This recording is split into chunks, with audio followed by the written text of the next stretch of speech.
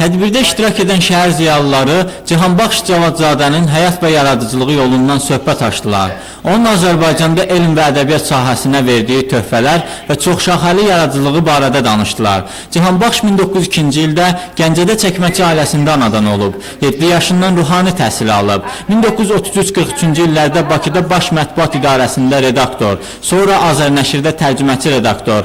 Müharibə illərində isə Azərbaycan Radio Komitəsinin Cənubi Azərbaycan şöbəsində, həm də Pedaqoji İnstitutda müəllim işləyib.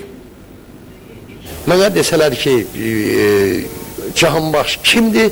Mən bizə söyləyəm, Cihanbaxş Azərbaycan ziyalılarının ürəyidir. Azərbaycan ziyalılarının məsləhətçisidir.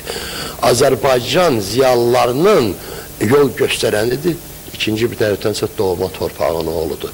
Gəncə və Cihanbaxş. Mən bunları ayrılıqda təsəvvür edə bilmirəm. Tədbirdə onun bir müəllim, redaktor kimi peşələrindən başqa tərcüməçilik fəaliyyətindən də ətraflı söhbət açıldı. O, Avropa və Rus yazıçılarının əsərlərini doğma dilə çevirib, dünya klassiklərini oxuculara tanıdıb. Azərbaycan ədəbiyyatı və mədəniyyətini inkişaf etdirmək istəyiriksə, dünya ədəbiyyatının zənginliyi öyrənilməlidir. Bu sözləri Cihanbaxş deyib və bu işə öz həyatını həsr edib.